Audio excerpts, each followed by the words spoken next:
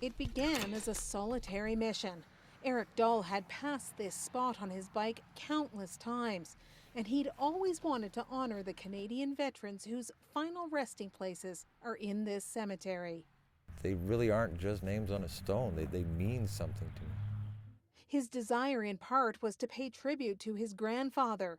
Daniel Keenan Hume had served in the Navy in the Second World War. When HMCS Regina was torpedoed off the coast of England in 1944, able seaman Hume was severely injured, but survived. Eric Dahl is unemployed and a father of 5.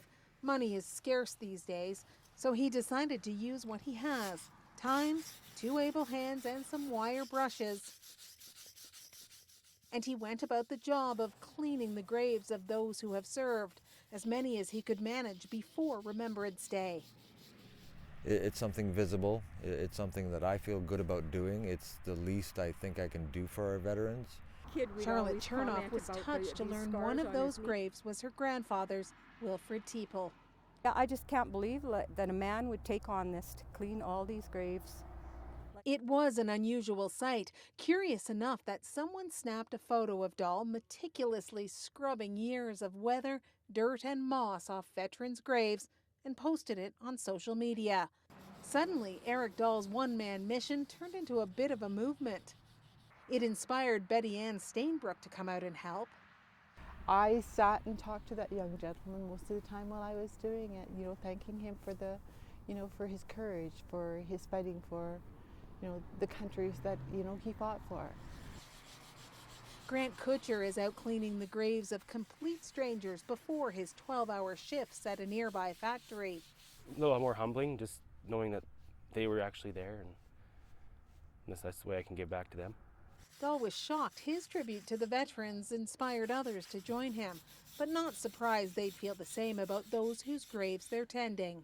They didn't have to be asked to go to war. They knew what was in front of them, and they just put up their hands and went. One of them was Eric Dahl's own grandfather. He never told his grandson much about the war beyond surviving that sinking ship. And there's a notice of your grandfather and his injury. Hume's official war records remain sealed to the general public, but we dug through other available documents, eventually finding a Legion notice with a revelation we shared with Eric Dahl. I had no idea. Daniel Keenan Hume was listed as a prisoner of war in Stalag 5, Germany. My grandfather was a prisoner of war? Dahl was overwhelmed to learn this missing piece of his family history. Oh, the things he must have seen. Just the absolute pain and the suffering and just stretching the human condition to its ultimate limits. Now, knowing more of his grandfather's story has hardened his resolve to clean as many veterans' graves as he can.